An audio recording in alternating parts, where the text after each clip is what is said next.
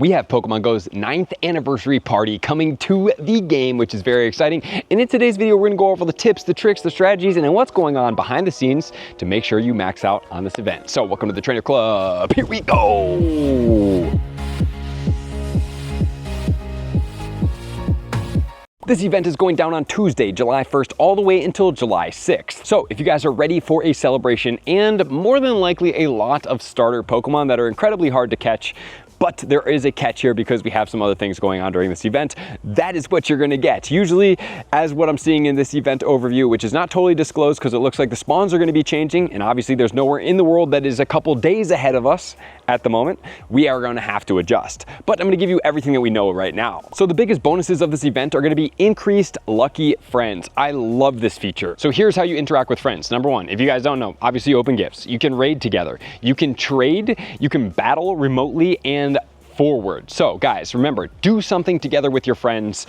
I believe even if you get into a party and battle a gym together, I'm pretty sure that's an interaction. Just interact with your friends. Look on your friends list. See if their friend circle has a blue hue around it. If the circle has a blue hue, that means that it was interacted. If it does not have a blue hue, that means it is a non-interacted friends. You can only interact once per day to try to trigger this lucky, so you don't need to do it multiple times, but every single day you need to interact because you're going to get increased lucky friend chances. And then what I suggest, if you get them early on, or even if it's close to the last day and you have something and that person is close to you, please go ahead and trade that Pokemon because then you can potentially hit luckies. Also, if you are planning on trading somebody, let's say I did my lucky trades today and I'm like, well, we can trade tomorrow. Cool. Do not interact with that person. Make it clear, do not open my gift. I will not open your gift. Let's not raid together. Let's get the trade done early as possible because remember, if you interact before the trade is done and you're already lucky friends, you cannot re-trigger luckies. But if you interact on your first interaction of the day and then it uses the lucky trade as the interaction, you can re-trigger lucky friends again and have this. It's not very common, but there is a chance, and with the increased chances, let's make sure that we capitalize on every single chance that we possibly can. So if you are trading with somebody for a lucky trade, please make sure that is your first interaction of the day. You don't raid together, you don't battle a gym together, you don't do anything together, you don't battle each other until this is done, because then could re-trigger. There's also increased chance to get lucky Pokemon from trades. I love this, guys, because lucky Pokemon cost so much less to be able to power up. So maybe you've been holding on to some Dynamax. Maybe you have some Pokemon from Go Fest that you want to even swap.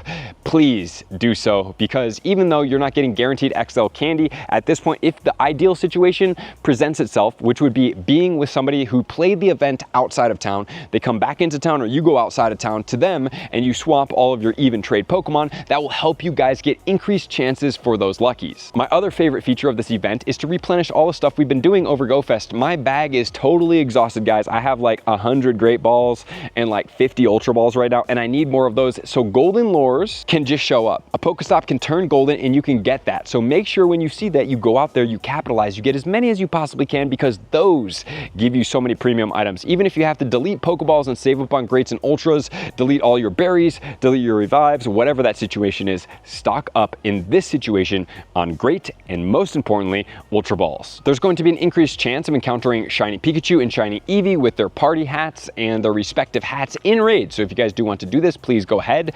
I don't suggest that you do 1-star raids. I just really don't like 1-star raids for Shinies or 3-star raids. I just don't like it. However, that's just my personal preference. If you guys like it, go ahead. I just don't really think it's the most valuable thing you could do for yourself in the game, especially if you are not a super pay-to-play player. There's going to be a Gimmighoul with a 9th anniversary coin, and friendship levels will increase faster, which usually means that you're getting 2 increases, so 2 days increase towards best friends every single time you interact. So if there are people out there on your friends list that want to do this, please make sure to do this. But also please be mindful that if you're 2 days away from hitting ultra or best friends, if you do that interaction, guess what? That's going to happen. So what you want to do is be mindful of those situations, be ready for those situations, and if you are coordinating with those people, please do so. And especially for best friends and ultra friends, please use their lucky eggs. The Gimmighoul is also going to have a special background featuring the 9th anniversary of Pokemon GO, and your chance of finding 9 or 99 Gimmighoul coins is increased. So that means you can get the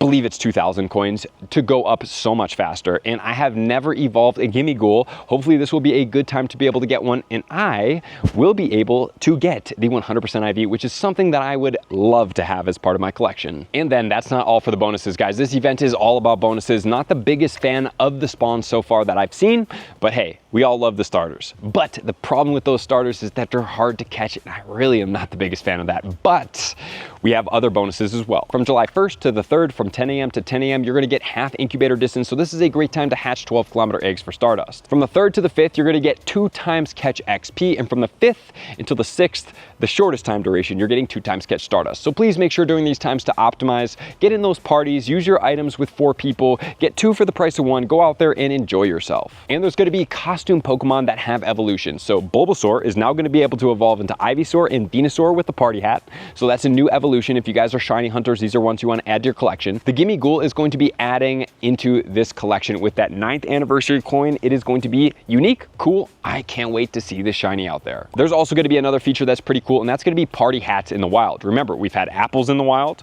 we've had Pokeballs in the wild, and now we have party hats in the wild. These party hats can get you 3 different types of items, which is going to be 2 Pokeballs, 2 Great Balls, or 2 Ultra Balls. Man, that's amazing. I can't wait to click on all these. And then also you can get party hat Pokemon from this. You can get Grimer, Eevee, Wobbuffet, as well as Wurmple. So 4 Pokemon, 3 rewards. Good luck getting those Ultra Balls. And then there's also gonna be the Kanto starters that appears to be in the wild consistently throughout the event, which is gonna be Bulbasaur, Charmander, and Squirtle. I think that Squirtle is the only Pokemon that cannot evolve of these 3.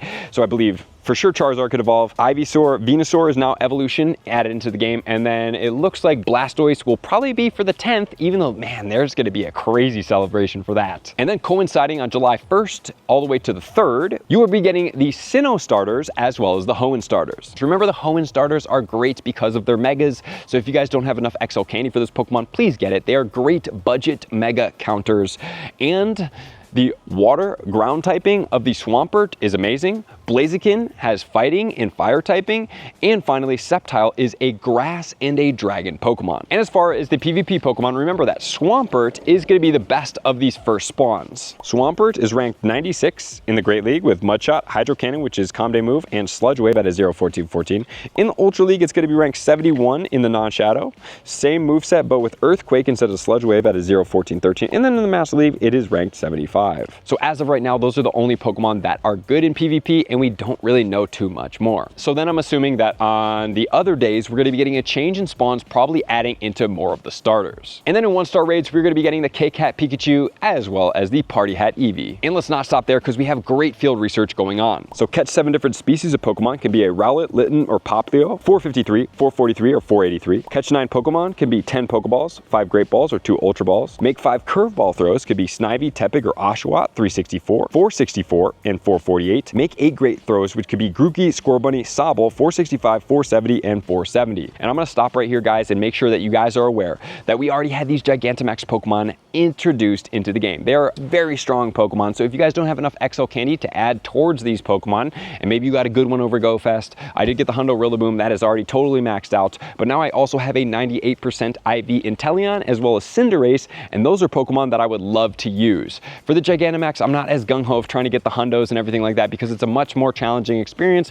so I feel content having 98% IVs, but doing the appropriate megas to get these Pokemon would definitely work. And remember that Groudon is a great Pokemon for this because it does cover 2 typings of the 3, which is going to be fire as well as grass, and then you have ground. So Groudon covers 2 of the 3 starter Pokemon on every single occasion, so the only one missing out is going to be the water spawn, and water can be separate if you want to try to add to that XL, but getting the 2 of the 3 in one is definitely valuable. Then we have use 6 berries to help catch Pokemon for a Chespin, Fennekin, or Froakie, 469, 440, and 425. Earn 9,999 Stardust for a Gimmighoul encounter at 473. Let's go. That is going to be a fantastic one. Catch a lot of Pokemon, guys. Get out there, hatch some eggs, and get that Stardust. Get yourself the Gimmighoul encounters and stock up on 3 of those, so while you're earning that Stardust, you can get 3 encounters. Spin 2 Pokestops or gyms for Chikorita, Cyndaquil, or Totodile, 400, 420, or 485. Take 3 snapshots of wild Pokemon, Trico, 451, Torchic, 468, or Mudkip, 483. Earn 4 hearts with your buddy for Turtwig, Chimchar, or Piplup, 508,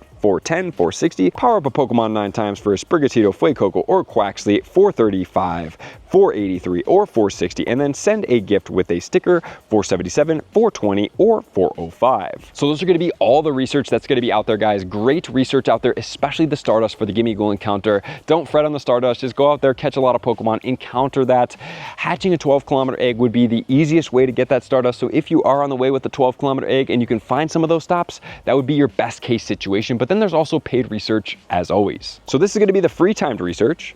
The 9th anniversary, which is catch 99 Pokemon, 99 curveball throws, spin 9 different Pokestops for all the Kanto starters with the party hats, evolve 9 for the Wurmple party hat, earn 9 hearts with your buddy for the Eevee party hat, make 9 great throws for the Wobbuffet, earn 9999 XP for the Grimer, earn 9999 Stardust for the Eradicate, then you'll get the Gimmighoul, the 9999, and the 9999 for XP and Stardust. And for $2, you can get another research, which is going to be catch 99 Pokemon, make 99 curveball throws, spin 9 different Pokestops or gyms, evolve 9 Pokemon, earn 9 hearts with your buddy, make 9 great throws, earn basically 10,000 Stardust and XP, and you're going to get all of those rewards in the Gimmighoul encounter, the 10,000 Stardust, and the 1 Super Incubator. Honestly, guys, for $2, these rewards are crazy. So you guys definitely want to complete this research to be able to get this. But that is not all, because remember, we are going to be able to get Shiny Jirachi from research for the first time as well. That is going to cost us $4.99. And here is going to be it. So you're going to catch 385 Pokemon from Kanto, Johto, and Hoenn, and earned a gold Hoenn medal for 30 Ultra Balls, and then 10 candy of the Weather Trio. In stage 2, have 10 best buddies for a Poffin.